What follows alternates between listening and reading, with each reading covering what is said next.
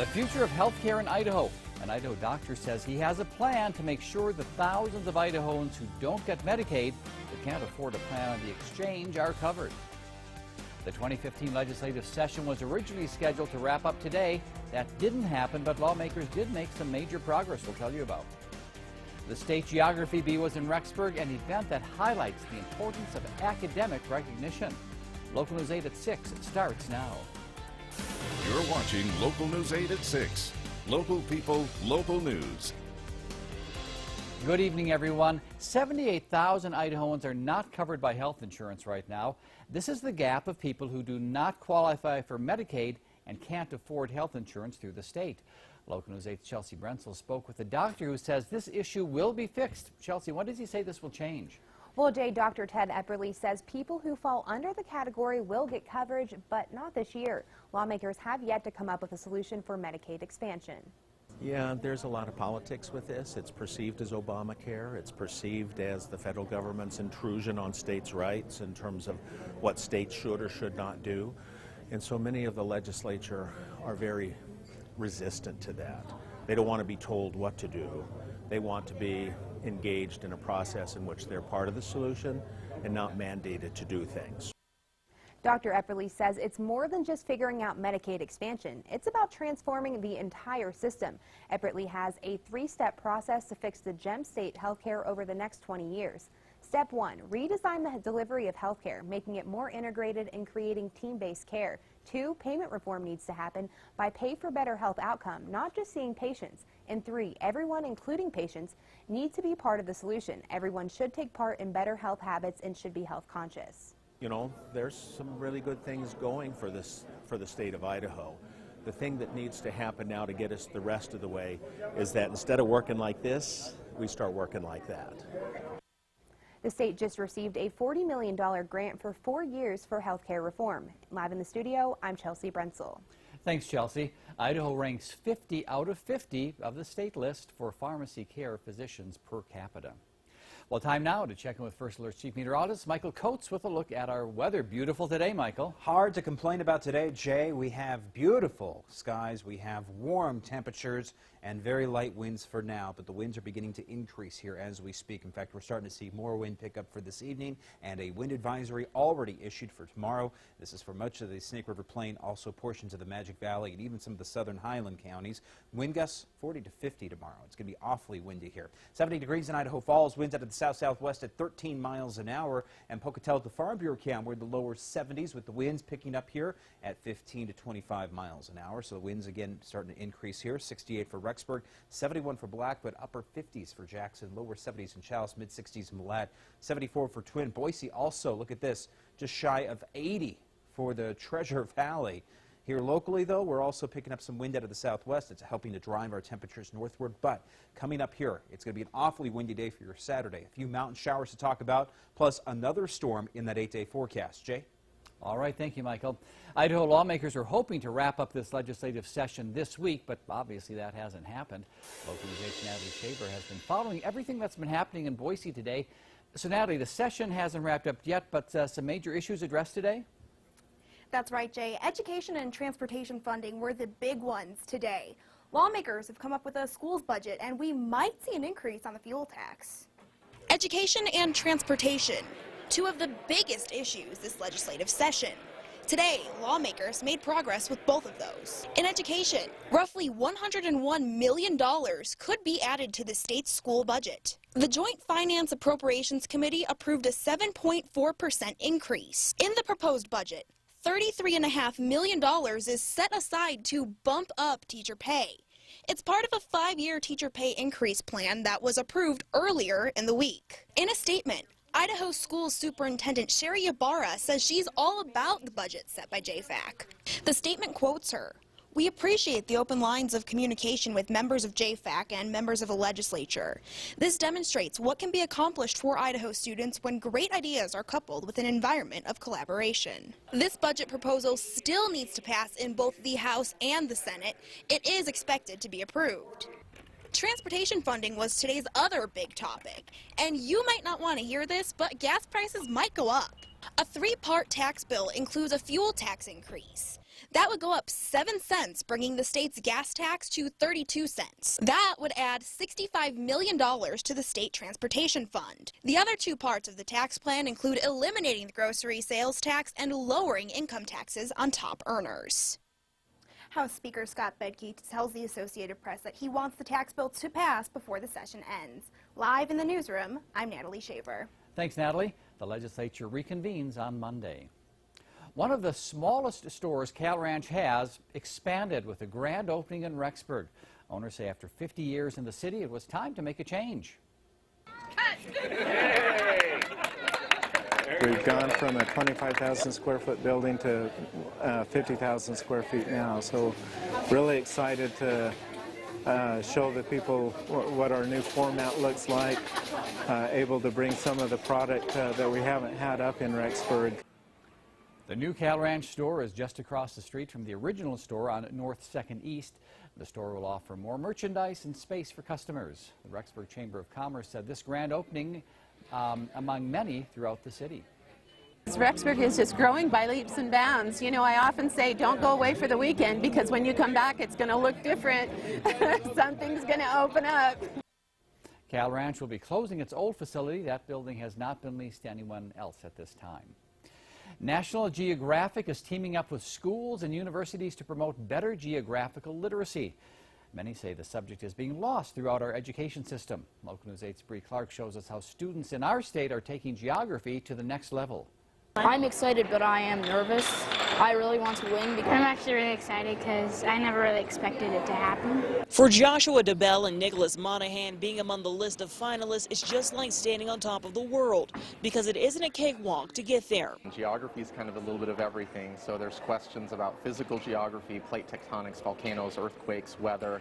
There's questions about culture, language, religion. There's a whole section on current events, and so the students need to be familiar with what's going on in the world. But the specialty seems to be state and country capitals. The capital of Somalia is Mogadishu. Little Rock, Arkansas. Capital of Oman is Muscat. Jackson, Mississippi. Guatemala is Guatemala City. But less than half of Americans can master a global atlas, with the United States ranking last in geographical literacy. Geography, I think, sometimes is a neglected field of study, and so National Geographic, by sponsoring this fee, gives students a chance to really dive into the subject of geography, be rewarded for their hard work and diligence. And rewards are at the front of these kids' minds. In addition to a $100 prize and a trip to Washington, D.C. for the national finals, many say their parents have given them incentives to win. Go to Yellowstone. I don't really have plans. My mom said she'd get me an iPad if I got one. But students also understand the other perks. But just like every other thing you learn, you're going to use it some other time in your life. You'll do better on tests and know more in your class. And Nicholas Monahan, who you saw right there, won first place. For the final question, the winner had to know in which country that borders Algeria the city of Er Rashidia is in. The correct answer, do you know it? Morocco. Well, coming up, one of the most important weather forecasts of the week. What will the weekend look like? First Alert's Michael Coates is in next with that. We'll be right back.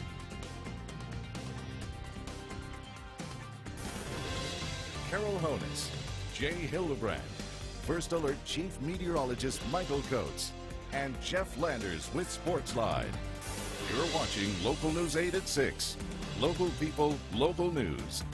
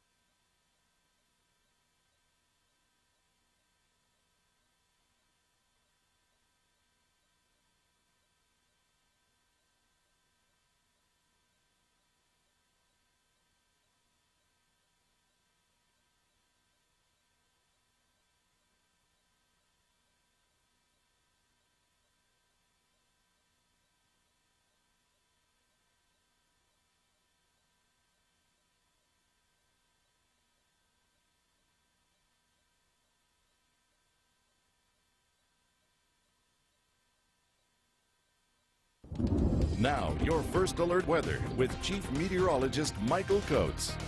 There's a pretty potent cold front waiting to come in here, and this is what's going to really start to drive our winds with some slightly cooler temperatures tomorrow. We're under a wind advisory for pretty much all of your Saturday here from 8 a.m. to 5 p.m. tomorrow for much of the Snake River Plain and the Magic Valley. The wind gusts 40 to 50 miles per hour. But we did break some temperature records here. No surprise, this is in alphabetical order. Chalice, IF, and Pokey all got above that 70 mark. In Chalice, we broke the record set back in 66. In IF and Pocatello, we broke the record going back to 1986. Now, Idaho Falls tied the record, but Pocatello beat the record by 1 degree. Now, high pressure continuing to be with us here for tonight, but it's collapsing for tomorrow. There's a cold front that's coming on shore, and that's what's going to really start to drive our wind. You'll notice, though, not a lot of moisture packed into the system just quite yet. No, it's actually looking pretty dry. By the time this thing gets in here, we're going to be just running into a slight chance of a shower as we go through your Saturday, and most of that tomorrow will be into the mountains. Let's go to Vipercast, 10 o'clock tonight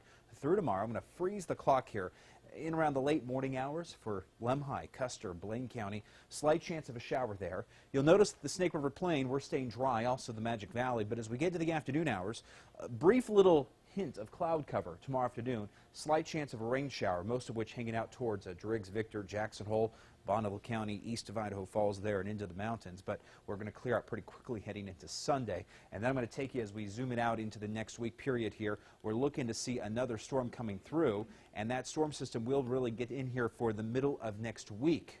We'll talk about that in the 8-day forecast. Windy conditions for tomorrow, slightly cooler temps. In fact, we're going from the lower 70s today down about 10 degrees to the lower 60s for tomorrow, and a slight mountain shower chance. And that's going to be happening again mostly into the foothills and mountains around the Snake River Plain. 34 for the low in Idaho Falls tonight with a high of 62 for tomorrow, 64 in Pocatello, lower 60s for Aberdeen, American Falls, lower 60s tomorrow in Chalice and Salmon with, again, a chance of a scattered shower there, 50 in Stanley with a little bit of some rain and snow trying to work through. We're hitting around 60 for Rexburg. We'll be into the mid-50s for Driggs, lower 50s for Jackson Hole, 60 in DuBois with a 56 in Island Park. Southeastern Highlands here, upper 50s for Lava Hot Springs, 66 for Preston, with the mid-50s for Afton and the mid-50s also in Pinedale, Wyoming with the lower 60s in Millette. 8-day forecast. Moving forward, we're going to keep temperatures here into the lower 60s for the next couple of days. Winds lighten up just a little bit here for Sunday, and then we carry in a nice Monday to get the week started. Check this out, though. There's another storm that's going to come in here for Tuesday, and that's going to happen Tuesday afternoon. We go to 70 degrees. Winds begin to pick up. We go from 70 on Tuesday down to 45 for Wednesday and Thursday. Some scattered showers to get us into the later half of the week there with a mix of rain and snow. Some spring snow coming back in possibly for the Snake River Plain, especially for Wednesday morning. Pocatello, 65 for Sunday, into the lower 70s to get us into Monday and Tuesday with a bit of some rainy weather Wednesday and Thursday of next week. Rexburg highs here pushing around the 59 mark for Sunday, 64 for Monday. We're into the upper 60s on Tuesday, some scattered snow showers into Wednesday and Thursday. Blackfoot highs here maxing out into the mid-60s this weekend with some very windy conditions tomorrow. Some scattered showers with dropping temperatures through the middle of next week for Wednesday and Thursday. Salmon, you have a slight chance of a shower tomorrow with highs around 60 degrees tomorrow in Salmon. And we're going to see more spotty snow and rain showers all throughout next week, beginning late Tuesday, continuing to Wednesday and Thursday. I put Island Park in today because I wanted to show you that they do have a chance for some rain tomorrow. Also a little bit of some high elevation snow, but not much moisture coming in for Saturday, just a slight chance. More scattered showers throughout next week. Jackson Hole also looking to see a slight chance of a rain flurry snow flurry here for tomorrow afternoon. Temperatures into the mid to upper 50s. And looking to see the very windy conditions continue even in through the mountains. And then next week, more scattered showers with dropping temperatures. It seems like we're either below normal or above normal when our temperatures are concerned. This entire winter and now getting into spring, it's been very hard to even get close to the average range. Yeah. We had a few days last week, and then this week has been a crazy week, starting off with snow on Monday morning. You did not see any snow Monday because you were, what, in Cancun, I hear? That's right, and there's no snow there. High of 88, I think it was. I think we're all a little jealous of